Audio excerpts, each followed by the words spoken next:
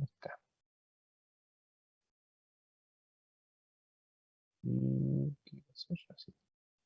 Entonces, aquí tenemos una clase que se llama servidor.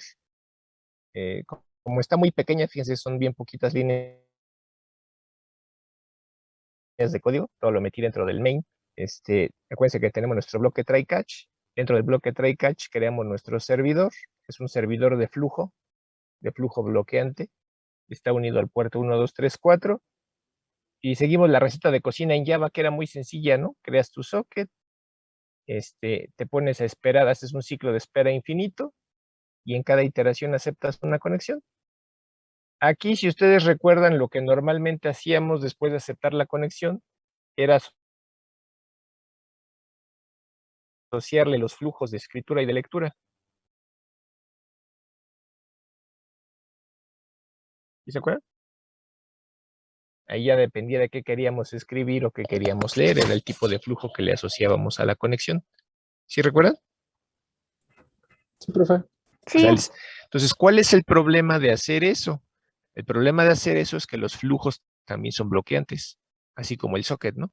Entonces, el problema de eso es que hasta que no se cierre ese socket, pues el servidor no va a poder atender al siguiente cliente. Entonces, ¿qué modificación le hacemos a ese servidor? Pues esta modificación. Si se fijan, estamos agregando a esta línea, lo que tengo en la línea 43, que dice new manejador, y le pasamos como parámetro a la conexión que aceptamos en la línea 41, ¿sí? Esta conexión que aceptamos en la línea 41, ahora le estamos pasando como parámetro en el constructor de la clase manejador. Entonces aquí estamos generando una instancia de una clase, esa clase va a ser un hilo,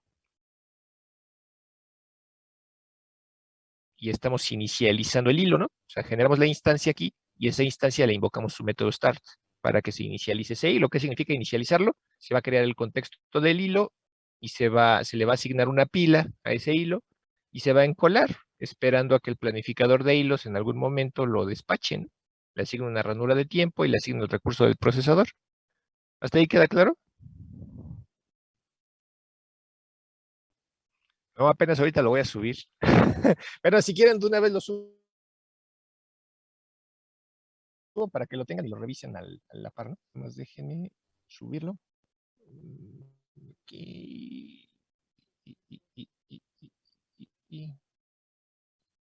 ¿Dónde está?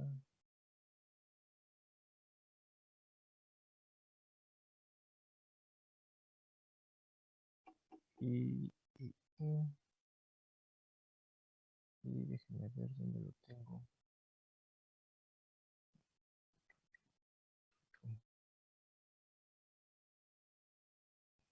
Ecohilos es Ecohilos. Voy a ir al archivo. Está. Y me voy acá. Y lo voy a subir en la carpeta. En sockets. Java. Sockets Java hilos. Y ahí lo voy a poner. Entonces aquí estaba en documentos, NetBeans, y se llamaba Ecohilos.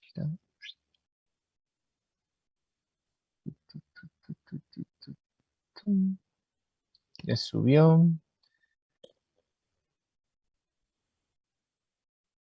Y si nos vamos a la página,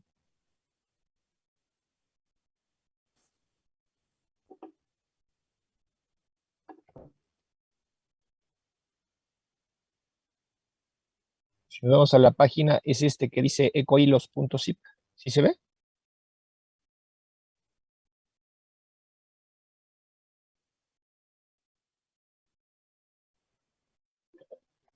Ok, profe.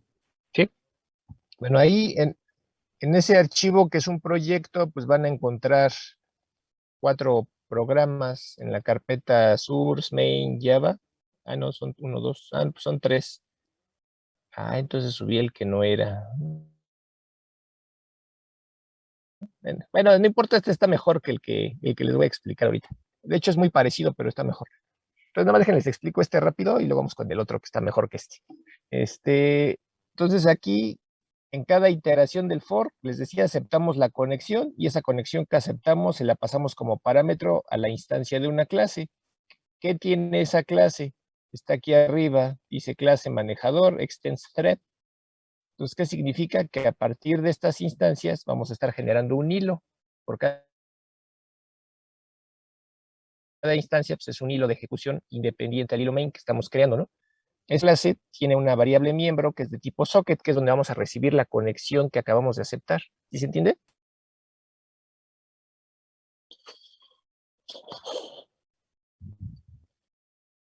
Para manejar la conexión de cada cliente que se acepten.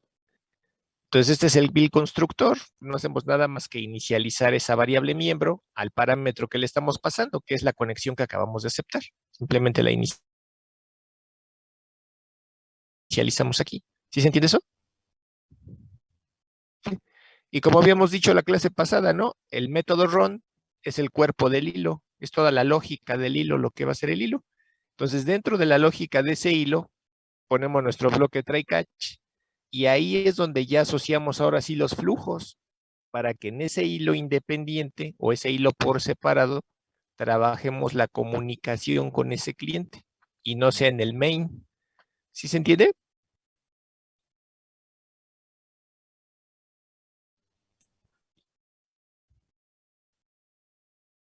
Exacto, por cada instancia de cada, por cada hilo, vamos a estar atendiendo a un cliente en cada hilo diferente.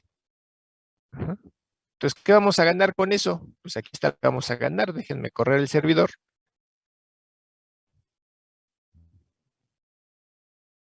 Aquí está. Dice que mi servidor ya está iniciado y esperando por clientes. Déjenme correr al menos 2, 3 clientes. Y corro el primero, corro el segundo, corro el tercero.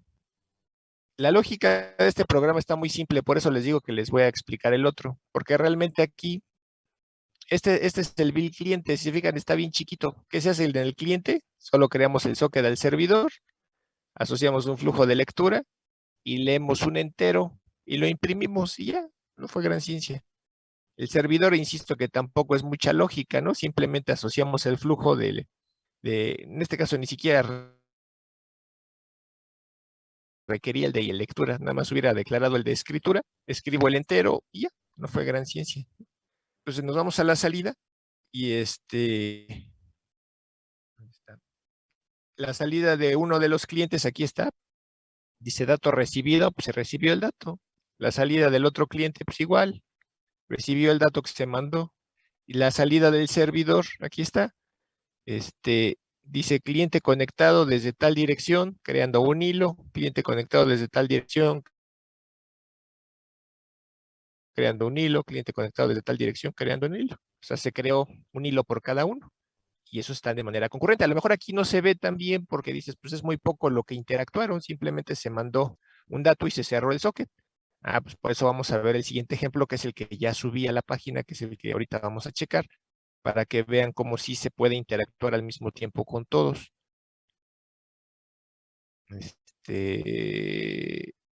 Este otro ejemplo, que es el que sí subí, que se llama eco hilo.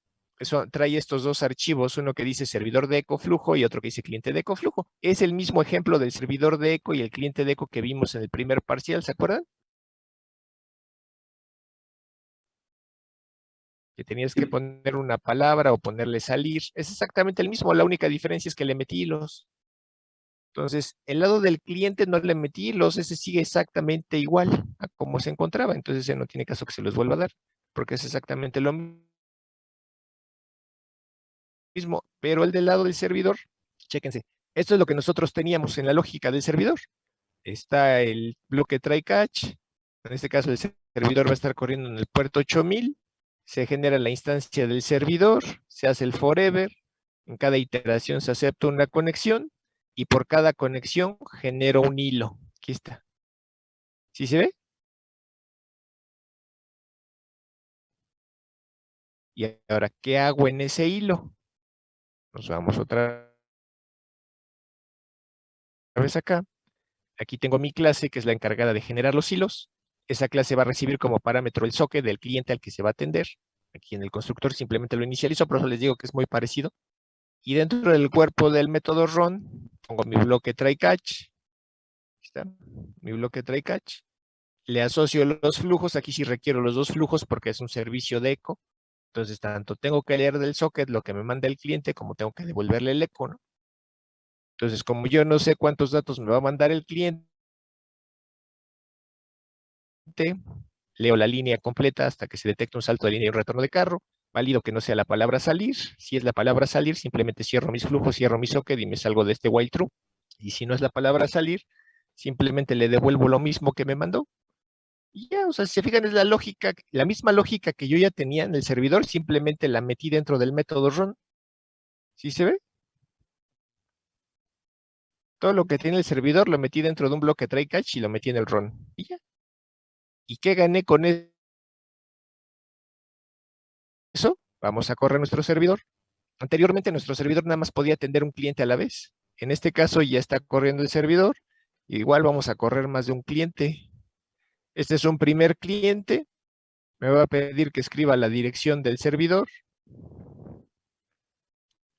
Y ya estoy conectado, ¿no? Me dice que pongo un mensaje. Lo dejo ahí, ¿no? Ahorita regreso con él. Vamos a correr otro cliente.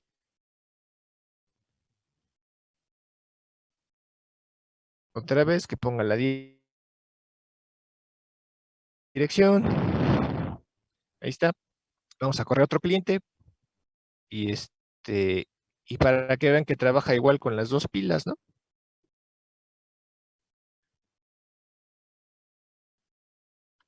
Ahí está. Entonces, si se fijan, tengo corriendo al mismo tiempo 3 clientes. Del lado del servidor me dice quiénes están conectados, desde qué dirección y qué puerto. Y desde cada cliente yo interactúo con el servidor. Un mensaje desde el cliente 1. Y aquí está, me está respondiendo con el eco el servidor, ¿no? Y al mismo tiempo, yo podría estar trabajando desde acá. Otro mensaje desde el cliente 2. Y también me está respondiendo el eco, ¿no? También podría estar trabajando el mismo desde acá.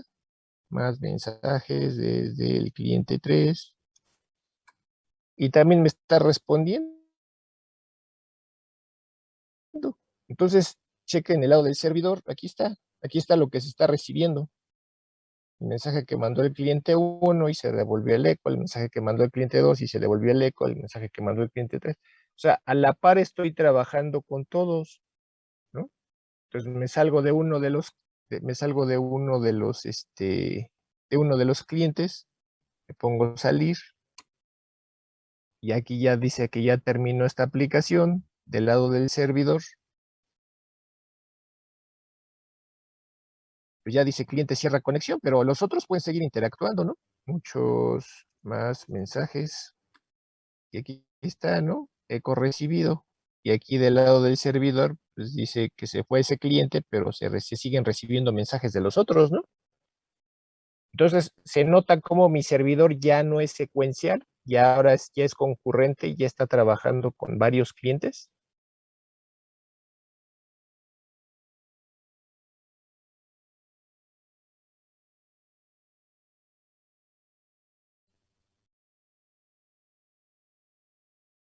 ¿Sí se ve o no se ve? Sí, profe, ya se aprecia mejor. Sí. Entonces, con esto ahora sí ya podríamos atender a más de un cliente, ¿no? Ya podríamos hacer aplicaciones con más de un cliente a la vez. Incluso ya podríamos modificar el juego ese de los submarinos para que jugaran jugador contra jugador, porque simplemente creamos un hilo para el primer jugador, otro hilo para el segundo jugador, y pues nos encargamos de estar leyendo, ¿no? Y del lado del servidor lee lo que tire un jugador y con eso le contesta al otro y viceversa. Y nada más sería poner una bandera que diga quién es el que le toca tirar y ya. ¿Dudas hasta aquí?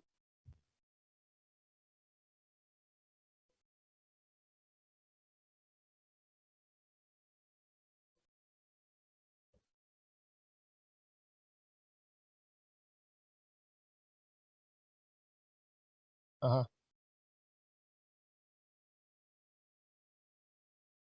Del lado del servidor, bueno, realmente lo que vas a tener es una instancia de manejador por cada cliente. Tú lo que podrías hacer sería crear una clase principal donde generaras un arreglo o un vector o una lista ligada de tipo manejador. Y así podrías tener ahí tu arreglo o tu lista de clientes e interactuar uno por uno, barres el arreglo o barres la lista ligada o barres el vector para ir atendiendo a cada uno de esos clientes, ¿no?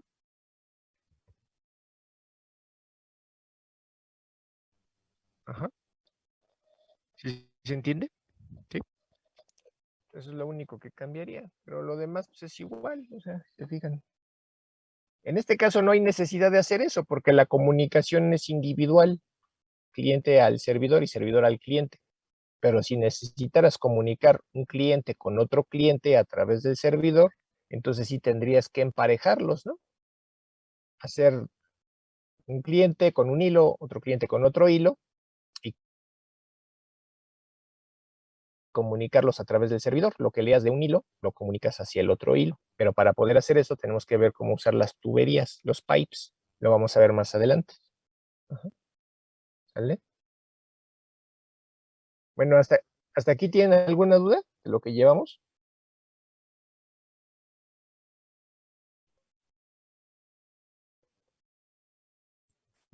Por ahora no, profe. ¿No? Bueno, entonces seguimos con las diapositivas. No sé dónde quedó. Aquí está. Bueno, entonces, ahorita ya tenemos nuestro servidor concurrente, ya podemos atender a varios clientes. Por cada cliente que atendemos creamos un hilo, pero ahí se nos van a venir algunos inconvenientes, ¿no? Y vamos a ver cómo atender esos inconvenientes. El primer inconveniente que se nos va a venir es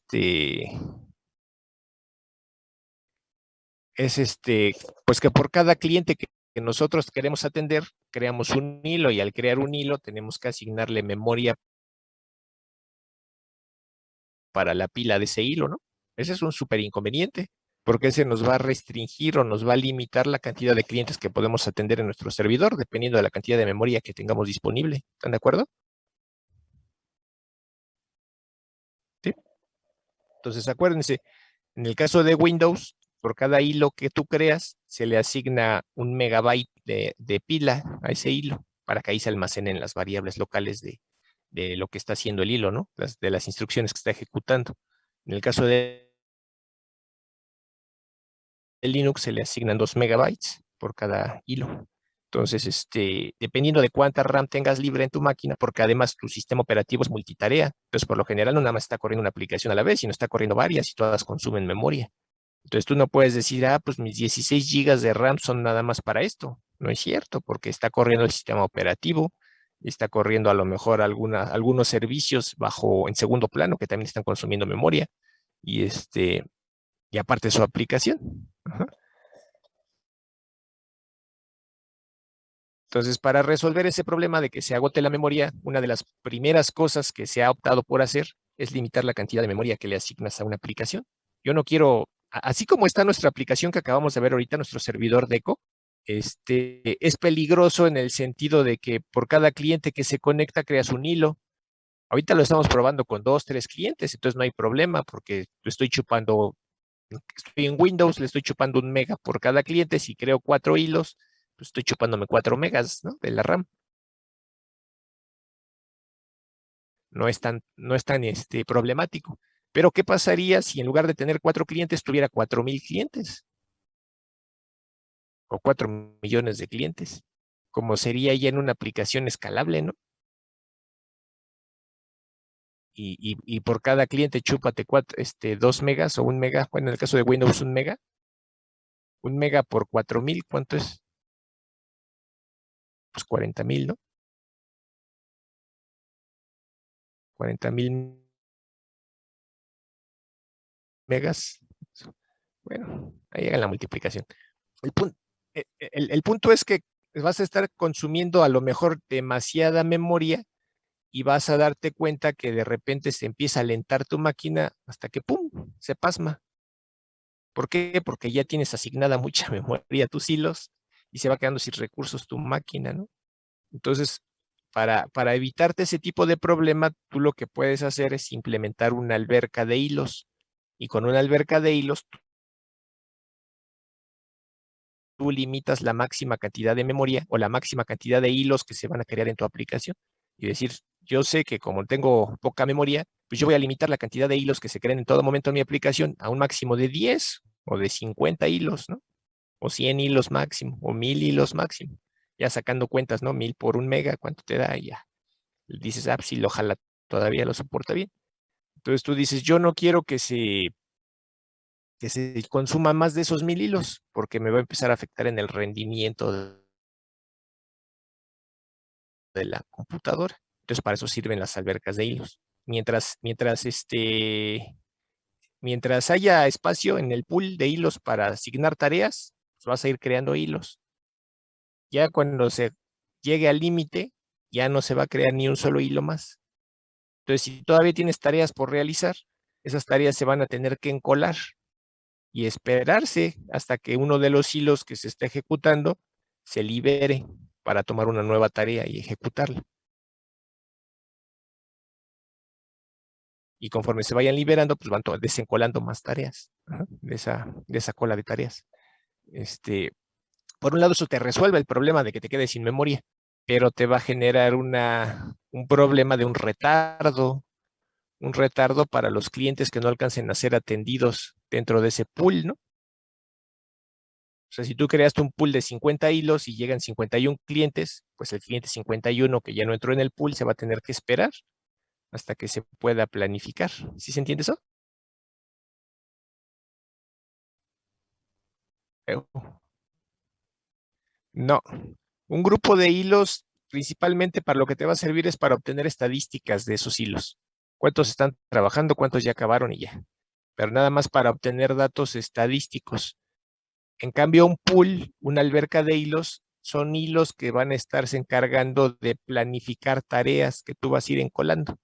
Es como si tú dijeras, yo quiero ejecutar esta tarea, más esta tarea, más esta tarea, más esta tarea. Entonces yo simplemente tengo una cola de tareas, ahí voy encolando nodos, donde cada nodo es una tarea que quiero que se ejecute. Y el pool, dices, y voy a tener un pool de 100 hilos, y esos 100 hilos se van a ir encargando de desencolar las tareas por desarrollarse. La desencolan, la planifican, y cuando finaliza, ya se deshacen de ese hilo. Y luego la que sigue, y la que sigue, y la que sigue, y la que sigue. Es como si fuera un pipeline que puede ir aceptando más y más y más y más tareas hasta que se llena la banda y conforme van terminando se van quitando del pool. Ajá. Del otro caso, en el grupo de hilos solo es para administrar el estado de un hilo, su estado desde que se crea hasta que finaliza, obtener datos estadísticos y nada más. Que puedas tener el control de qué les está pasando a tus hilos, nada más. Ajá. Bueno, entonces les decía, para el caso del pool, si tú creas un pool que no es lo suficientemente grande para la cantidad de clientes que tienes que atender o la cantidad de tareas que tienes que atender, pues muchas de las tareas que no se puedan planificar rápido, pues van a sufrir retardos y eso pues, se va a ver reflejado en una mala experiencia de usuario, ¿no? Es decir, no, pues la aplicación está bien lenta, ¿no? Entonces, ya para resolver ese tipo de situaciones, pues tienes varias opciones. Una opción es escalar tu servidor por 2 servidores, o 4 servidores, u 8 servidores, o 16, o N servidores. Y por eso es que empresas como Google o como Facebook, como etcétera, etcétera, pues usan granjas de servidores, ¿no? ¿Por qué? Pues porque se dan cuenta que hay limitantes de hardware. Entonces ya no nada más te basta el hardware de un solo servidor para atender ya la cantidad de clientes que tienes que atender, que imagínense la cantidad de clientes por unidad de tiempo que atiende Google. Por eso necesita tener ya granjas de servidores por las limitantes que hay en el hardware, principalmente en la memoria, en el tamaño de las tablas de descriptores en los sistemas operativos. Todo esto te restringe. Entonces, ¿y por qué te restringe el tamaño de las tablas de los descriptores? Pues por el tipo de dato que te devuelve, ¿no? Cualquier tipo de dato que manejes en un lenguaje de programación está limitado su rango. Un entero está limitado a 2 a la 32 entre 2, ¿no? Bueno, un entero con signo. Entonces, un entero sin signo a 2 a la 32. Un entero largo a 2 a la, ¿qué? 8 por 8, 2 a la 64. Y así, ¿no? Entonces, dependiendo de qué tipo de datos estén manejando en la programación de alguna cosa, pues ese tipo de datos es el que te va a restringir para la cantidad de registros que puede tener. ¿Sí están de acuerdo? Además de las restricciones de memoria, ¿no? De hardware. Entonces ya para ese tipo de cosas o optas por tener granjas de servidores y el tener granjas de servidores, aparte de que va a implicar tener la infraestructura pues para conectarlos, para administrarles energía eléctrica, para administrarles el almacenamiento, para administrarles el clima y demás, pues también va a requerir que pongas un balanceador de carga para que esté repartiendo el trabajo entre servidores y no queden servidores muy saturados de tareas y otros de ociosos, ¿no? Entonces, implica todo eso. Y además, algo que te puede ayudar a escalar todavía más las aplicaciones es en lugar de utilizar sockets bloqueantes, utilizar los no bloqueantes, porque el socket no bloqueante te va a ayudar a no consumir tanta memoria por cada cliente que atiendas, porque con el mismo hilo del main puedes atender a los clientes sin necesidad de estar generando hilos alternativos de ejecución. Ajá. ¿Sí queda claro eso?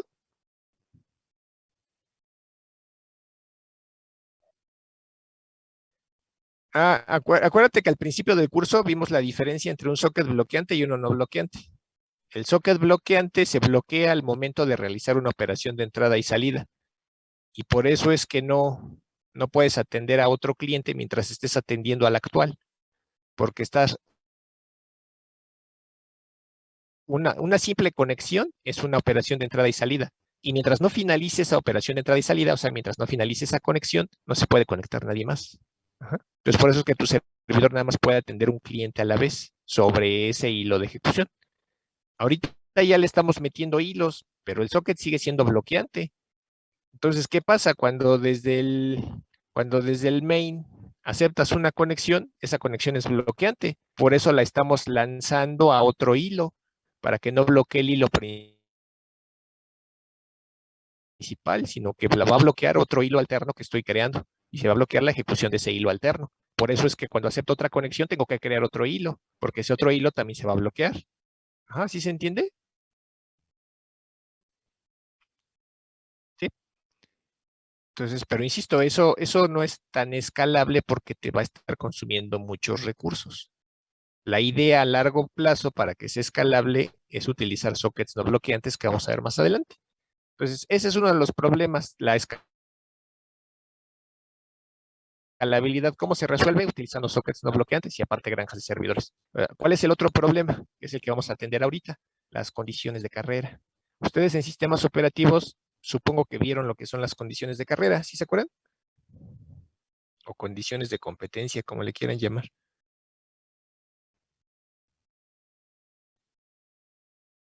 Creo que sí, profe. ¿Sí?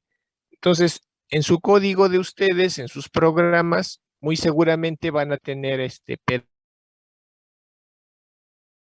pedazos de código o líneas de código donde ustedes modifiquen variables. De hecho, todo el tiempo, ¿no? En la lógica de cualquier programa se están modificando valores de variables.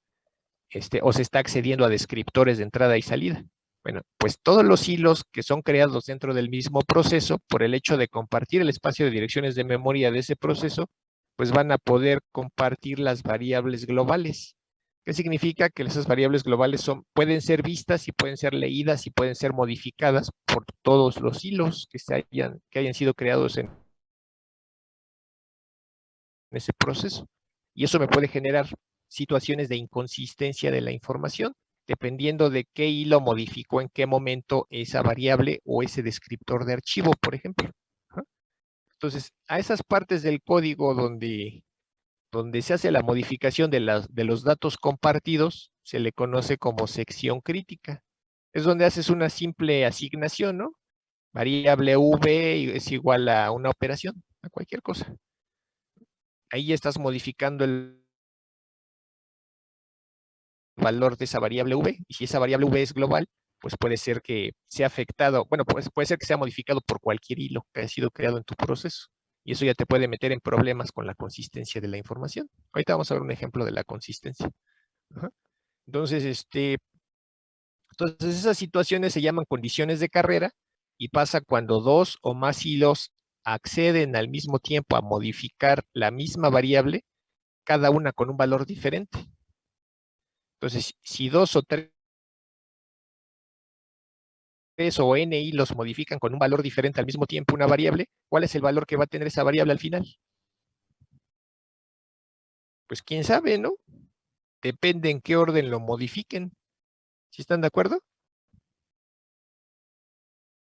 Y eso te puede generar que cuando tú corres el programa una vez, te dé un resultado. Si lo vuelves a correr, te dé un resultado diferente porque no siempre se van a planificar en el mismo orden los hilos. Ya vimos la clase pasada con el ejemplo que hicimos de hilos. Ya vimos que ni siquiera se les asigna siempre la misma ranura de tiempo, ni se planifican en el mismo orden siempre. Entonces puede ser que cada que tú corras el programa obtengas una salida diferente, ¿no? Y a eso se le llama inconsistencia, porque ni siquiera puedes predecir qué salida te va a dar.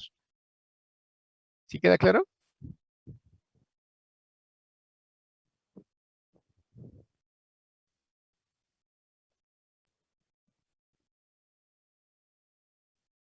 Ajá.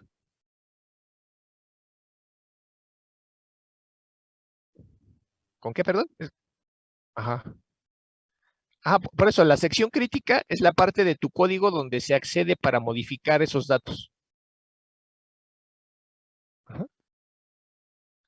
La condición,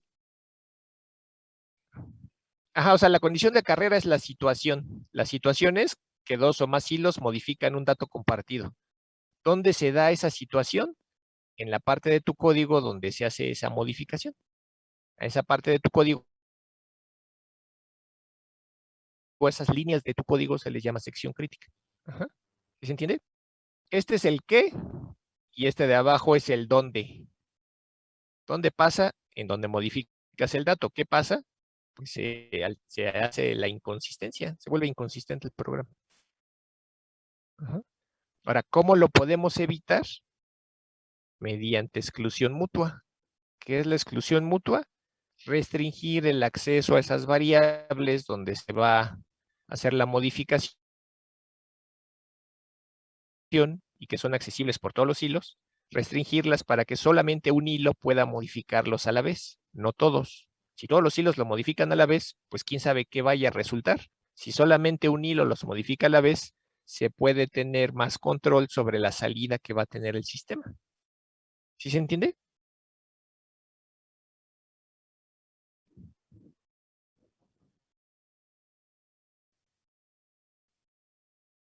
Entonces, partiendo de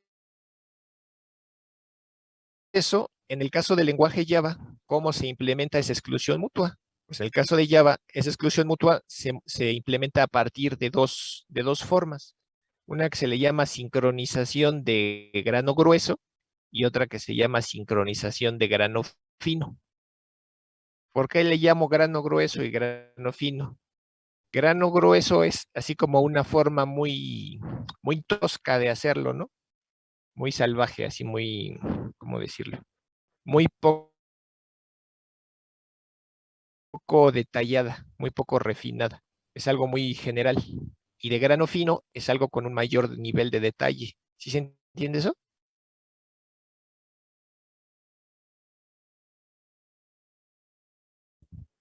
Sí, profe. Sí. Bueno, entonces, ¿cuál es la sincronización de grano grueso? Ah, pues la sincronización a nivel de bloque, a nivel de método y a nivel de variable. ¿Cuál es la sincronización a nivel de grano fino? Ah, pues el mutex, variables de condición y semáforos. Y ahorita vamos a darnos cuenta por qué. Empezamos con el primero. ¿Cuándo voy a utilizar la sincronización a nivel de bloque? La sincronización a nivel de bloque, bueno, antes de trabajar con lo de la sincronización, primero vamos a aterrizarnos en el contexto. En el caso de Java, yo tengo dos tipos de datos, que son los datos primitivos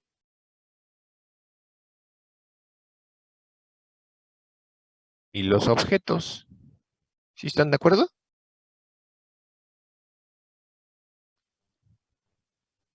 Los datos primitivos son las variables que descienden del lenguaje C, porque acuérdense que Java está implementado en lenguaje C. Entonces, los datos primitivos almacenan valores. Los objetos almacenan referencias.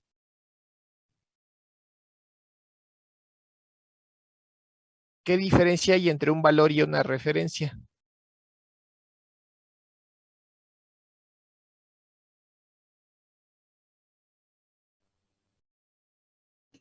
La referencia es el lugar donde se guarda el valor, ¿no? Exacto, una referencia es como señalar, está ahí, das la dirección donde está el dato, pero no das el dato. Solo dices dónde está, lo señalas. Es como usar un apuntador, está ahí, ¿no? Mientras que un valor es el dato en crudo, tal cual. Ajá. Aquí arriba tienes el dato en crudo, aquí solo tienes la dirección donde está el dato en crudo. Ajá. Esa es la diferencia entre usar datos primitivos y usar objetos.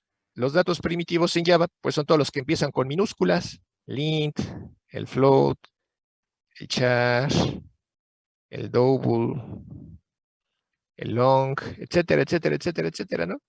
Todos con minúsculas y almacenan valores. Los objetos, el integer,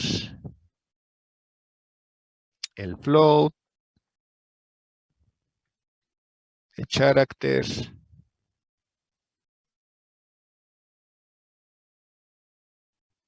el long, etcétera, etcétera, ¿no? Todos los que empiezan con mayúsculas son objetos. Así de fácil, ¿no? Entonces, ¿eso sí queda claro?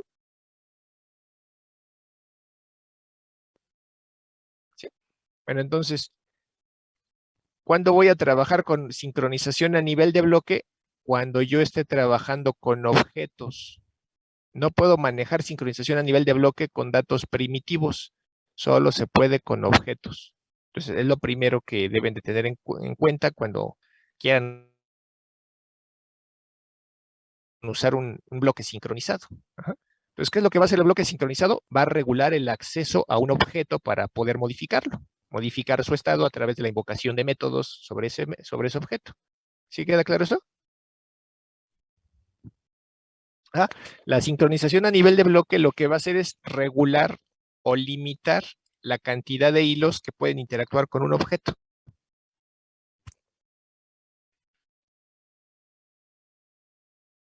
¿Sale? Entonces lo va a limitar a un solo hilo a la vez. En lugar de que puedan interactuar de manera concurrente todos los hilos sobre ese objeto, no, solamente uno a la vez. Entonces, ¿cómo los va a regular? A través de un monitor de acceso. Entonces, ese monitor de acceso es como si fuera un candado. Inicialmente ese candado está abierto porque nadie está usando el objeto. En cuanto un hilo quiere acceder a ese objeto, accede a su monitor de acceso, lo cierra o lo bloquea, y es como si cerraras el candado, y entonces a partir de ese momento, ese hilo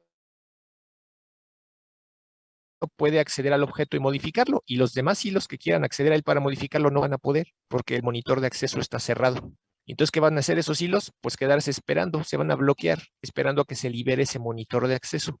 Y al momento que se libere, otra vez van a competir entre ellos para ver quién puede acceder y bloquear el monitor de acceso y por lo tanto modificar el objeto. ¿Sí queda claro eso?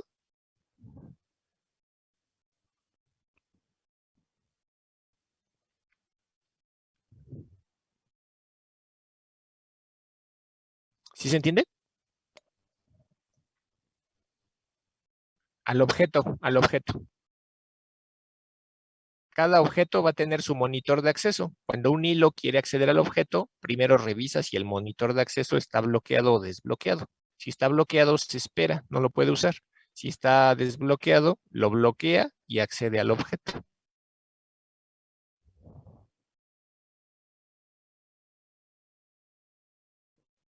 Ajá. Ahorita vamos a ver un ejemplo de todos modos para que quede más claro. Entonces, aquí el chiste es que dentro de su código, a lo mejor tienen un método, están escribiendo un método en su código. Dentro del cuerpo de ese método hay una parte donde quiere interactuar con un objeto, ¿no? A lo mejor ejecutar un método de ese objeto. Entonces, Pero como saben que ese método va a alterar el estado del objeto, entonces, antes de hacer eso, pues ustedes quieren que no se vaya a perder la consistencia con lo que va a arrojar ese método, ¿no? Bueno, con lo que va, ajá, al ejecutar ese método. Entonces, restringen el acceso a ese objeto antes de ejecutar ese método. Déjenme ponérselos aquí. Imagínense que aquí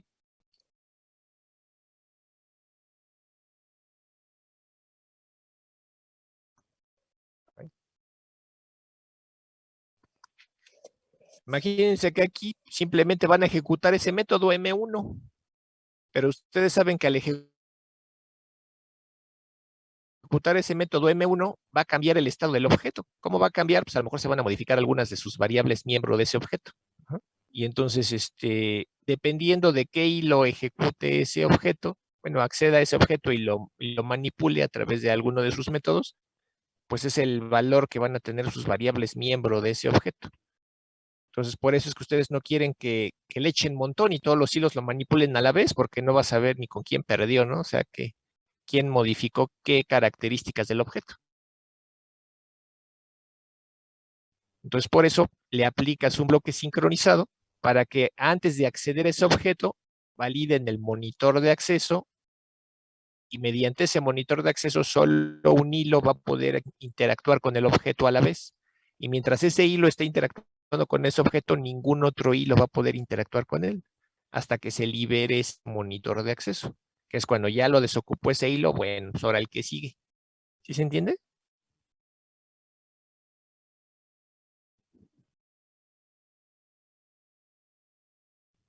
Insisto, ahorita vamos a ver un ejemplo para que quede más claro.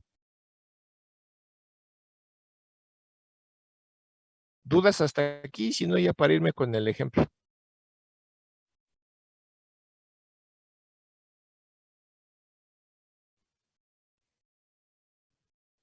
Exacto. Entonces entonces vamos a ver el ejemplo.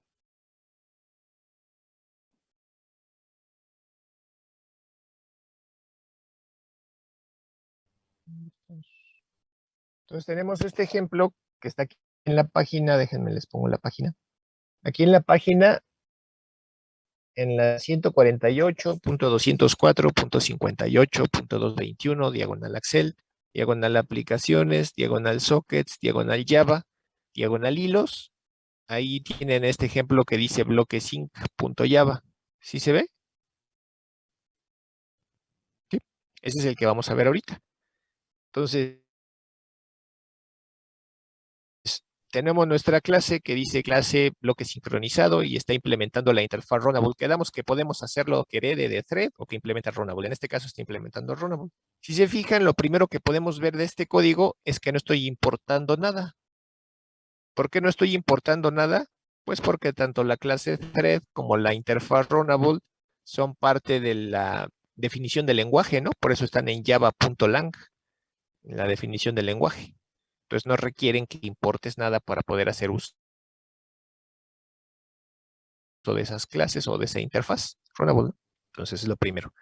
Entonces tenemos nuestra clase. Esa clase tiene dos variables miembro. Una variable de tipo string buffer. Un string buffer es una estructura parecida a una cadena. Se parece a un string. Se parece en el sentido de que acepta texto y trabaja con texto. Pero difiere en el sentido de que un string buffer soporta una mayor cantidad de caracteres que un string. Ajá. Y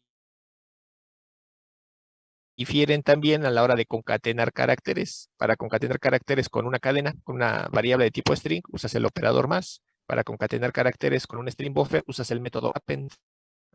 En eso difieren. ¿Dudas hasta aquí? ¿Por qué estamos usando string buffer? Porque es un objeto. Bueno, es una clase que me genera objetos. ¿Vale? Y en este caso, pues quiero manejar un bloque sincronizado que va a actuar sobre un objeto. Entonces, por eso estoy usando el string buffer. En el caso del string, pues string puede tomarse como objeto y a la vez como primitivo. Ese es el problema, ¿no?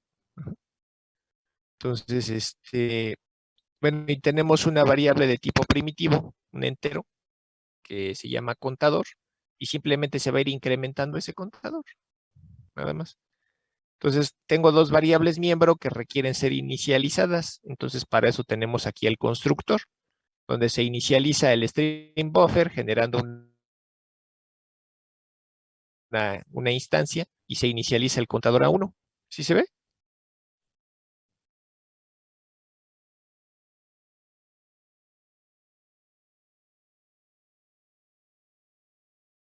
¿Sí?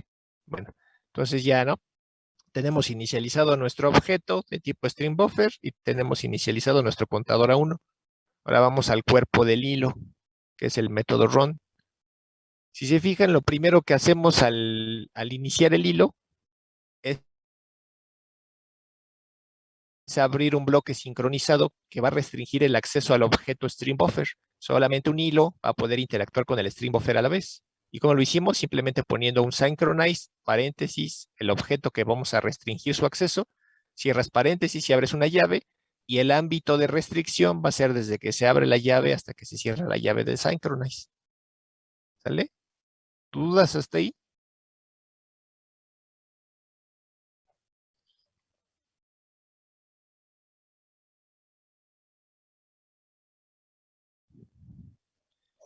Dentro de synchronize, ¿qué? Perdón, es que no se escuchó ese bloqueo. ¿Qué pasó?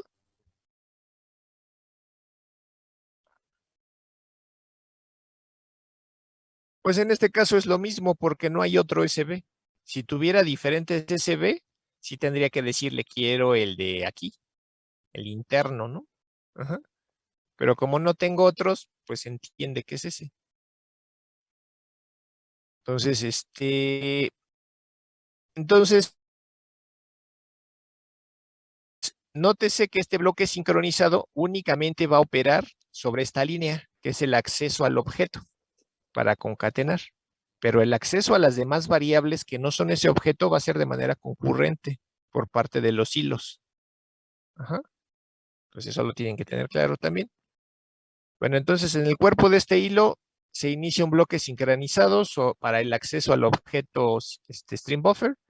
Después se va a imprimir una cadena que dice comienza bloque sincronizado. Luego se van a hacer dos incrementos sobre la variable que fue inicializada 1, sobre el contador. Se hacen dos incrementos. Después se genera una cadena que dice la cuenta es seguida del valor que tiene en ese momento el contador y seguido de un salto de línea.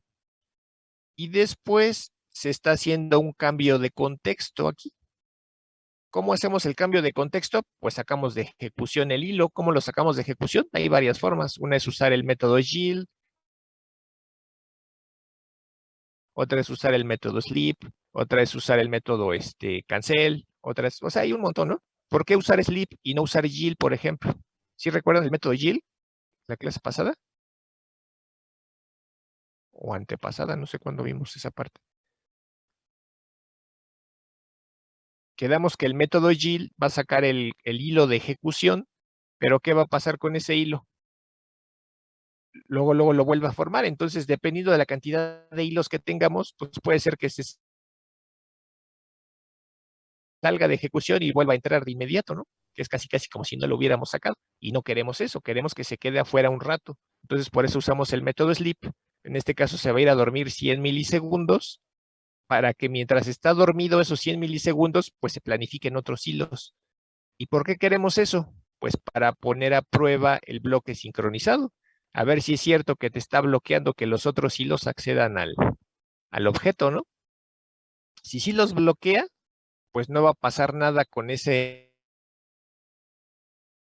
string buffer, te va a ordenar en orden los incrementos al contador. Si no funciona el bloque sincronizado, pues entonces los incrementos se van a dar como Dios les dé a entender y van a estar todos revueltos los incrementos al contador. Ajá.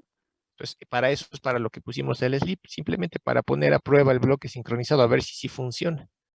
Entonces, una vez que ese hilo sale a dormirse, se planifican otros hilos. Y no importa que se planifiquen, de cualquier forma, si intentan acceder a mi string buffer, no van a poder porque está bloqueado. Ajá. Entonces, de repente ya van a pasar los 100 milisegundos, va a expirar ese temporizador se nos va a avisar cómo, pues mediante una excepción de tipo interrupt exception, que nos avisa que ya se desbloqueó ese hilo, se pasa del estado de bloqueo a un estado listo, esperando que nuevamente se le asigne una ranura de tiempo, queda encolado otra vez en la cola del planificador de hilos.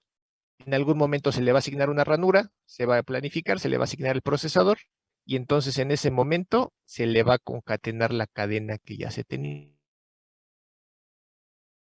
aquí, que dice la cuenta es seguida del valor del contador más un salto de línea, ¿no? Y después, pues ese hilo ya termina lo que tenía que hacer, ¿no? Dice termina bloque sincronizado, y pues ya se cierra el ámbito del bloque sincronizado, que es esa llave.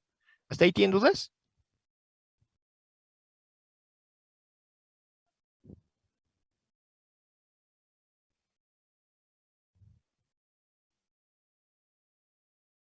La variable primitiva no, solo el objeto.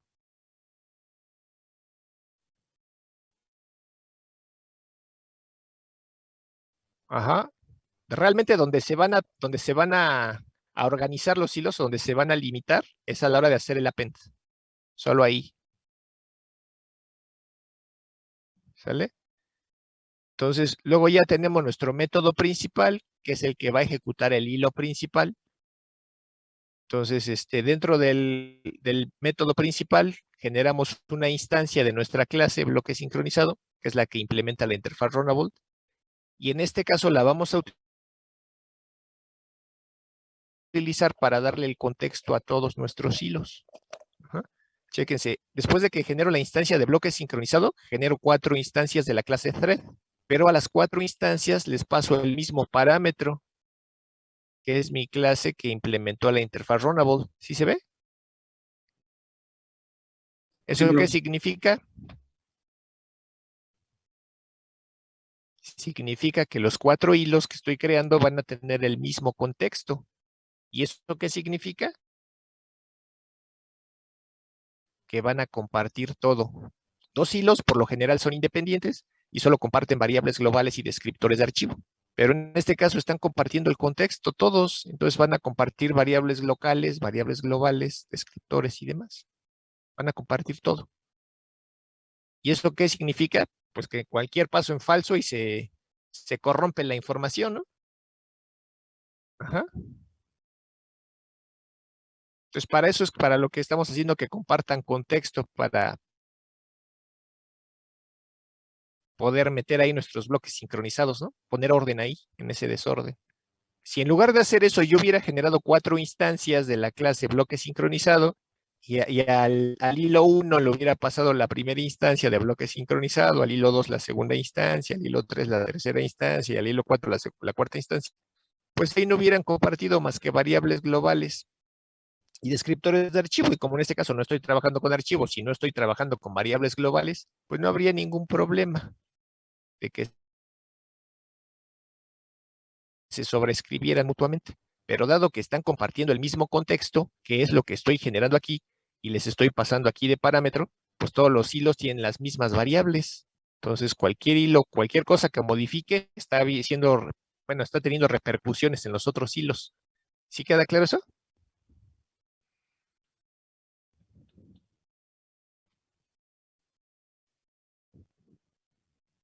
Sí. Bueno, entonces se crean estos 4 hilos y después procedo a inicializarlos con el método start, ¿no? Entonces ya quedamos con el método start, lo único que va a pasar es que se tiene el contexto del hilo, se le asigna una dirección para la pila de ese hilo, se le reserva ese espacio en memoria para su pila y se genera un bloque de control de hilo, que es un nodo, y se encola en ese nodo en la cola del planificador, ¿no? Esperando a que se le asigne en algún momento una ranura de tiempo. No sabemos cuándo se va a planificar, ni sabemos en qué orden se van a planificar. A lo mejor se planifican en ese mismo orden, primero T1, luego T2, luego T3, T4, a lo mejor no. Ahorita eso no lo podemos decidir nosotros. Y después de eso, lo que vamos a hacer es decirle al hilo principal, ¿cuál es el hilo principal? El hilo que ejecuta las instrucciones del método main. ¿Sale? Y es el primer hilo que se ejecuta siempre, ¿no? El que corre las instrucciones del hilo main, digo, del método main. Entonces le decimos a ese hilo principal que se espere, que se aguante, que se bloquee hasta que termine de ejecutarse T1 y después hasta que termine de ejecutarse T2 y después hasta que termine de ejecutarse T3 y después hasta que termine de ejecutarse T4. ¿Por qué? ¿Por qué lo bloqueamos? Porque si yo no lo bloqueo, el hilo main también tiene asignada una ranura de tiempo. Y si en esa ranura de tiempo le alcanza para ejecutar todas sus instrucciones, que si se fijan no son muchas, son 1, 2, 3, 4, 5, 6, 7, 8 líneas de código, ¿no? Lo que tiene que ejecutar. A lo mejor si le alcanza en una ranura de tiempo para ejecutarlas. Y si termina de ejecutarlas, ¿qué va a pasar? Pues termina la aplicación, ¿no? Porque es lo que tenía el main. Entonces, por eso es que le estamos diciendo que se espere, que no termine de ejecutar sus instrucciones hasta que haya terminado cada uno de los hilos hijos que yo lancé. ¿Para qué? Para que cuando yo imprima el contenido del stream buffer, ese contenido ya esté completo. De otra forma, pudiera ser que cuando el main mande imprimir el contenido de stream buffer, pues a lo mejor no tenga nada. ¿Por qué? Porque a lo mejor no se ha terminado de ejecutar T1, entonces no se han concatenado ninguna cadena. ¿Sí se entiende?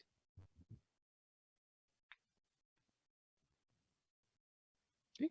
Entonces vamos a ejecutarlo a ver qué pasa. Lo corremos. Y déjenme subir esto.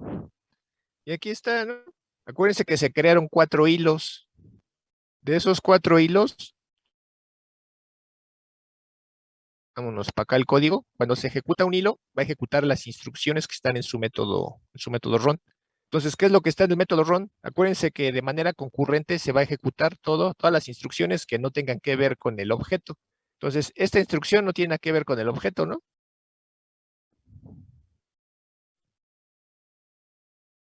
Pues la va a ejecutar. Entonces, por eso la estamos viendo aquí en la salida. Aquí está. Y luego van a decir, ¿y por qué después imprime esto? ¿No? Pues tampoco tiene nada que ver.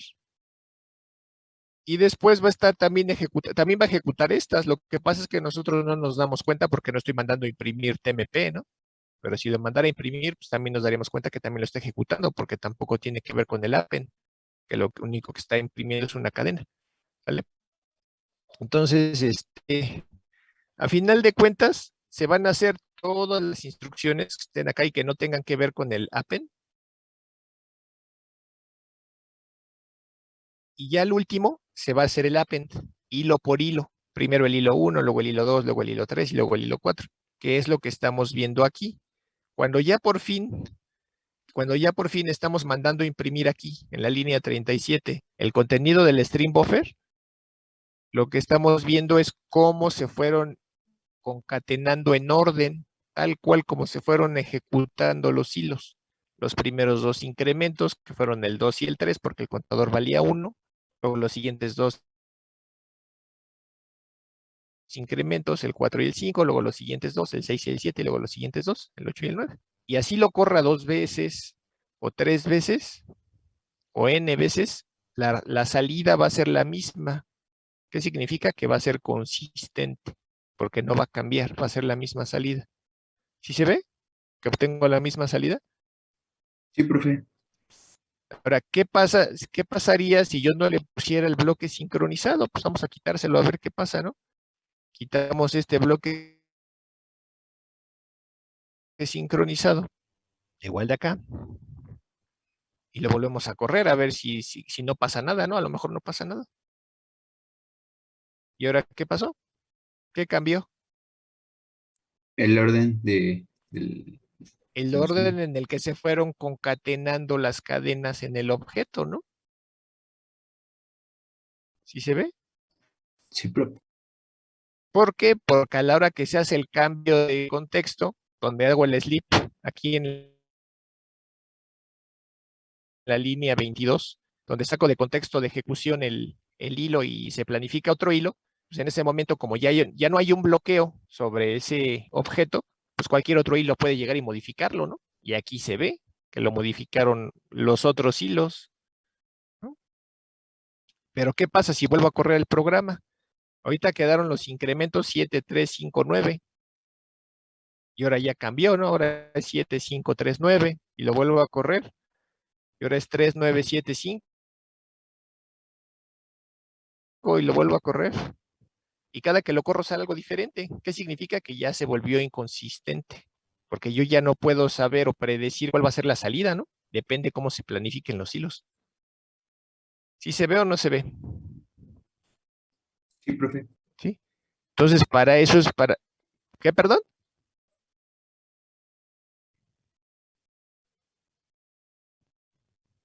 Ajá, ajá, ¿sale? Entonces, he ahí la importancia de tener este bloque sincronizado. Es el que está poniendo parte del orden ahí. ¿Y por qué digo parte del orden? Porque la otra parte del orden la estamos poniendo aquí con el método join. Fíjense, ¿qué pasa si quito el método join? Lo quitamos, vamos a correr el programa otra vez. ¿Y ahora qué pasó? No se ejecutaron los otros hilos. Sí se ejecutaron, lo que pasa es que finalizó primero el hilo main cuando todavía ni siquiera terminaban los otros hilos. Ah, Ajá. sí, sí, sí. Acuérdense que cada hilo que se crea se le asigna una ranura de tiempo para que ejecute la mayor cantidad de instrucciones que pueda. En el caso del hilo main, pues alcanzó a ejecutar todas sus instrucciones, pero todavía no acababan las otras tareas que lanzó. Pero como él ya acabó, pues imprimió lo que en ese momento había aquí, en el stream buffer. ¿Y qué había? Pues nada, porque todavía no se habían terminado los otros hilos, ¿no? Ajá. Y si lo vuelvo a correr, pues a lo mejor me da otra cosa, ¿no? Aquí sí se alcanzaron a ejecutar los hilos. Y si lo vuelvo a correr, ahora solo se ejecutaron 3 hilos. Y si lo vuelvo a correr, 3. Y si lo vuelvo a correr, otra vez nada. Ajá. Entonces, he ahí la importancia de detener la ejecución del hilo principal hasta tener la certeza de que ya no va a haber cambios para que cuando tú accedas al dato que quieres ver, pues ese dato ya no sufra cambios, ¿no? ¿Sí se entiende?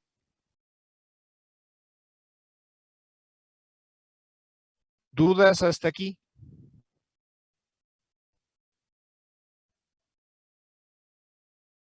Ajá, para que la salida sea consistente, que no cambie, que puedas predecir la salida, ¿sale?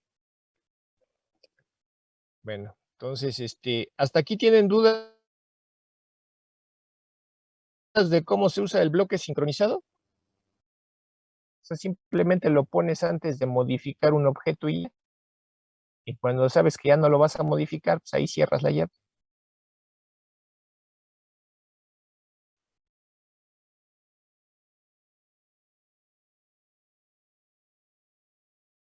Ajá, exacto. Pudimos haberlo bajado hasta ahí y sin problema. Ajá, ¿vale? Bueno, entonces, ahora, ¿qué pasa si tienes que sincronizar más de un objeto? A lo mejor quieres sincronizar 2 objetos o 3 objetos o un objeto y un primitivo. Si quieres sincronizar 2 o más objetos, pues tendrías que estar generando bloques sincronizados anidados. Pones tu synchronize sobre un objeto y llave y adentro otro synchronize sobre otro objeto y llave y así. Nada más que se va a ir así como que complicando tu código, ¿no? Se va haciendo más difícil pues, de leer. De entrada es más difícil de leer porque empieza a ver puros bloques ahí raros, ¿no? Todos anidados. Y otra desventaja, pues que insisto, el Synchronize no pega sobre tipos de datos primitivos. Entonces, para ese tipo de situaciones, lo que se te recomienda es que en lugar de manejar la sincronización a nivel de bloque, la manejes a nivel de método. ¿Qué significa manejar sincronización a nivel de método? Significa que cuando un hilo acceda al monitor de acceso, ya no de un objeto, sino del método, ese método se va a ejecutar de manera atómica. ¿Qué significa? Que ningún otro hilo va a poder acceder a las instrucciones del método hasta que se termine de ejecutar todo. ¿Sí se entiende?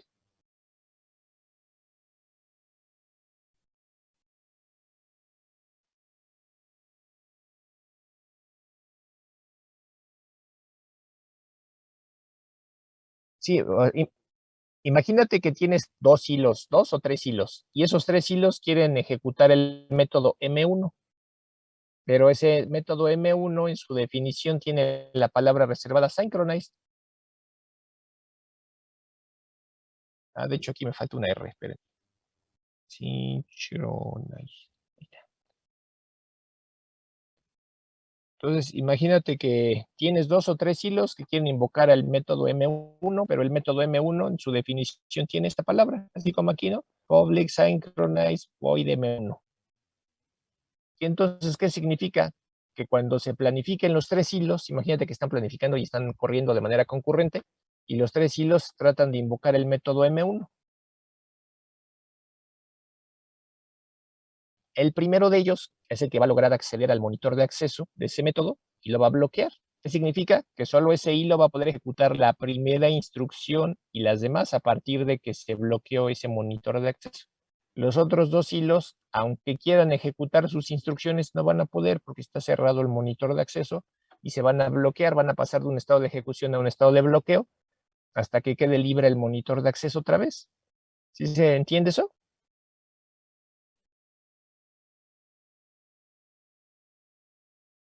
Exacto. Entonces, a partir de que se empieza a ejecutar el cuerpo del método, el acceso a cada una de las instrucciones, a cada una de las variables que estén ahí, va a ser de tipo secuencial. Solamente un hilo a la vez va a poder entrar y ejecutar cada una de las instrucciones de ese método hasta que finalice ese método, o sea, hasta que toquemos con la llave que delimita el ámbito de ese método. Una vez terminado ese método, pues ya el acceso a esas otras variables, bueno, si es que estás usando variables de diferente tipo, a lo mejor unas globales y demás, pues ya va a ser de manera concurrente. Pero mientras estén aquí en el método, el acceso a todo lo que hay dentro va a ser de manera secuencial. ¿Sí se entiende? ¿Sí? Entonces, vamos a ver un ejemplo. Entonces, aquí tenemos otro ejemplo que se llama método sincronizado, y este ejemplo también está en la página.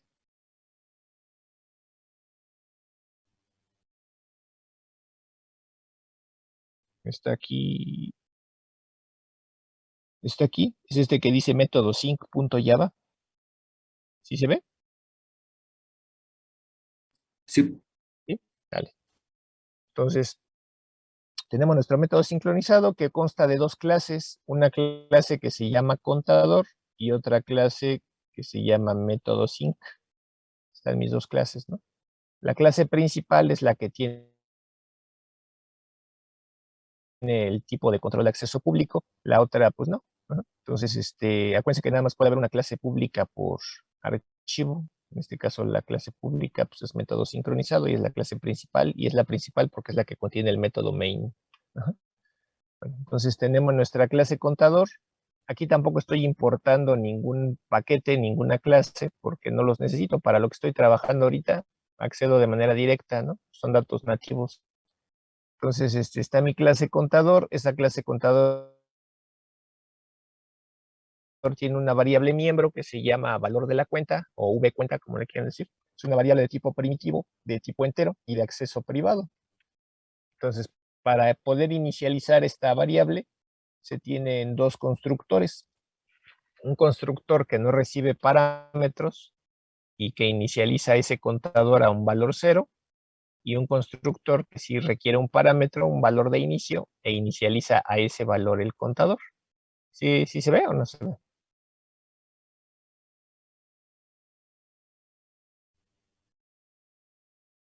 ¿Sí queda claro hasta ahí? ¿Sí? Vale. Entonces, tenemos un método que se llama incrementa. Aquí está. Y ese método que es público, ese método no recibe ningún argumento de entrada, ningún parámetro, no devuelve ningún valor de retorno, por eso dice void, y además está sincronizado. Si se fijan, dice public synchronize void incrementa. ¿Qué significa? Que cuando un hilo intente ejecutar ese método o las instrucciones de ese método, va a tener que primero validar el monitor de acceso para ver si tiene permiso de entrar a ejecutar las instrucciones. En caso de que no, pues se va a quedar bloqueado. En caso de que sí, bloquea el monitor de acceso y entra a ejecutar las instrucciones. Entonces, una vez dentro, solamente el hilo que haya podido acceder al monitor de acceso es el único que va a poder ejecutar a la vez estas instrucciones. Bueno, una por una. Entonces, ¿qué dice la lógica de ese método? Genera una copia del contador y le va a llamar cuenta. Después, aquí estoy forzando un cambio de contexto de 5 milisegundos. ¿Para qué? Simplemente para poner en prueba, para poner a prueba la sincronización del método, ¿no? A pesar de que ese hilo, que fue el que ganó el acceso al monitor, está fuera de contexto de ejecución, pues ningún otro hilo va a poder acceder a ese método. Simplemente fue para eso, para poner a prueba la sincronización. ¿Sale? Entonces, una vez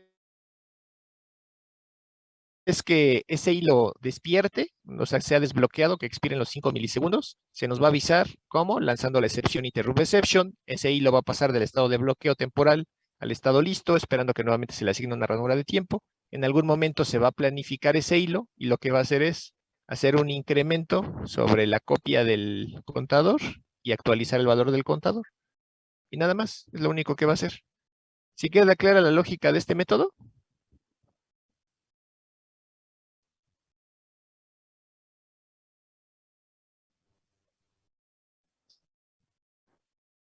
¿Sí? Simplemente generas una copia del contador, lo incrementas y actualizas la variable. Y ya.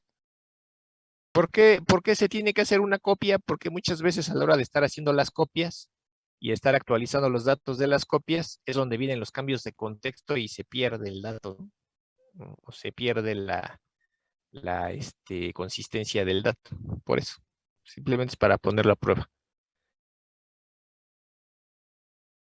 Luego tenemos aquí otro método que se llama getCuenta o obtener cuenta, como le quieran llamar. Devuelve un tipo de dato entero primitivo de acceso público y también está sincronizado, también tiene un synchronized. Y lo único que hace es devolver el valor de la variable cuenta.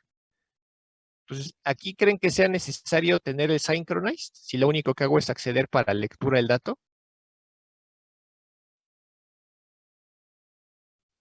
¿Por qué?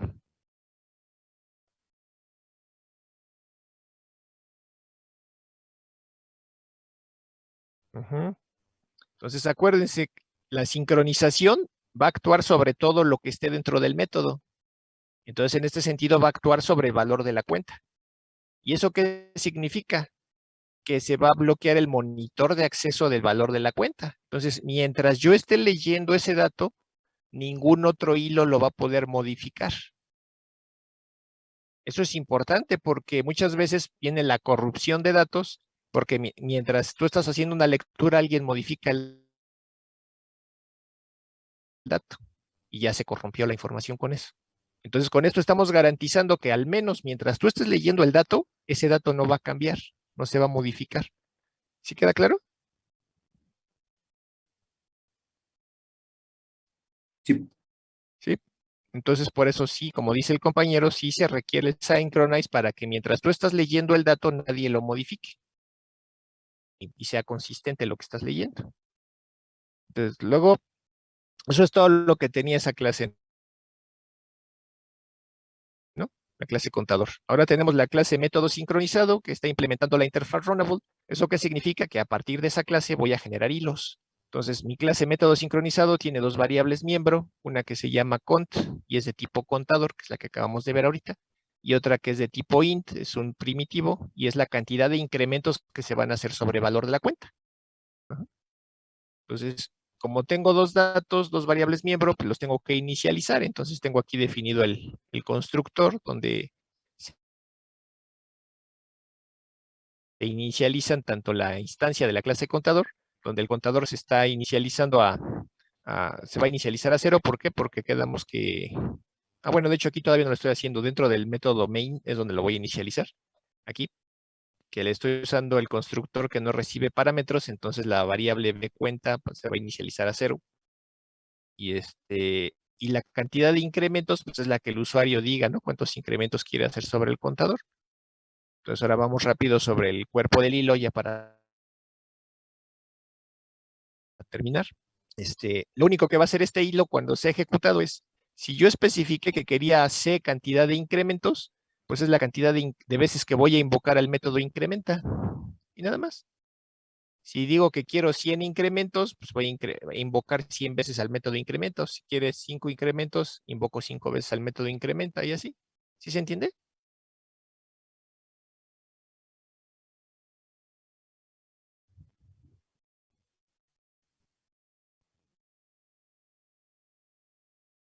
¿Sí? Bueno, entonces ya nos vamos al método principal. Genero mi instancia de mi clase contador, donde se va a inicializar a 0 mi variable valor de la cuenta. Genero mi instancia de mi método sincronizado, donde le paso el contador y digo que quiero hacer 10 incrementos sobre ese contador. Y mando imprimir que comienza la cuenta de hilos. En este caso voy a crear 3 hilos, T1, T2 y T3. T1, T2 y T3 están compartiendo el mismo contexto. Todos reciben como parámetro R. ¿Qué significa? Que van a compartir todo. Variables locales, globales, descriptores. Ajá.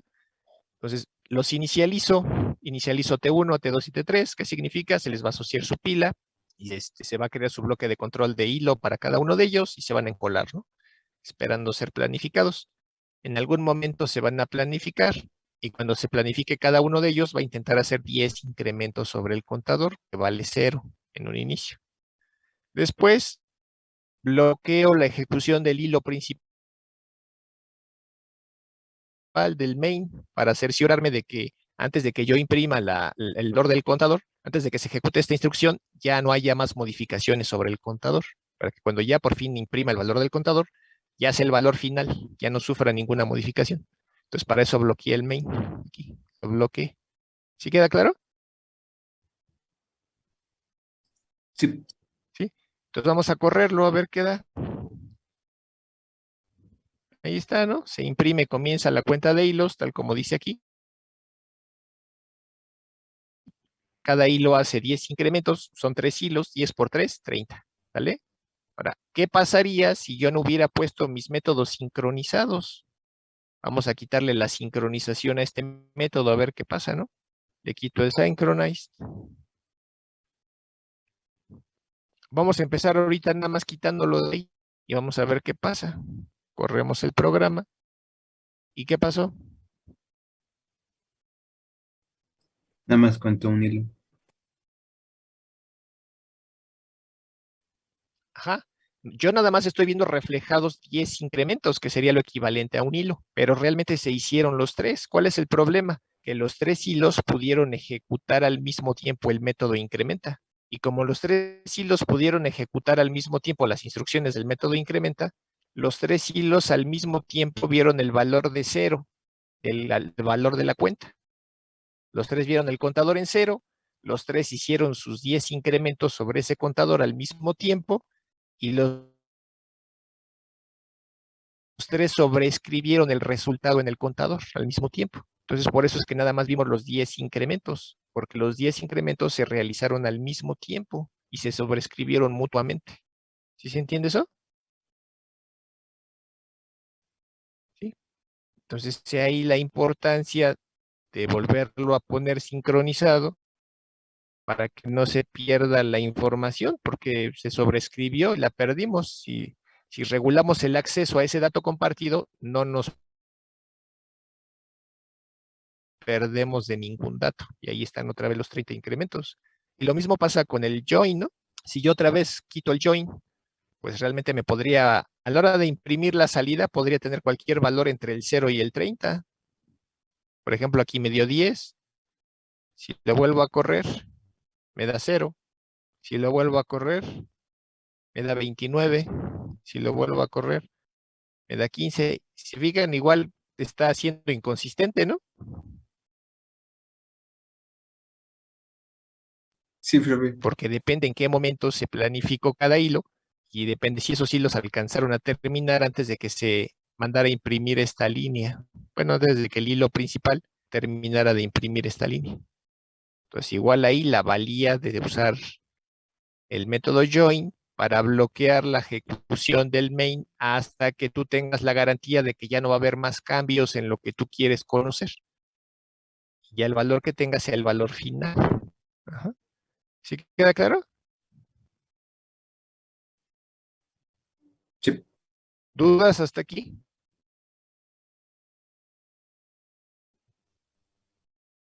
Bueno, entonces si quieren hoy le dejamos ahí. La clase que viene vemos la parte de la sincronización a nivel de variable y luego ya empezamos a ver la sincronización de grano fino, ¿no? ¿Va? Bueno, entonces tengan muy bonita noche, cuídense mucho y los veo por acá cuando nos toca mañana, ¿no? Sí, profe. Sale, entonces nos vemos mañanita. Sí, profe. Sale, profe, cuídese, nos vemos Sí, mañana. profe. Nos vemos, que estén muy bien todos. Gracias, profe. Gracias. Sale, Hasta mañana. sale, sale. Nos vemos, bye.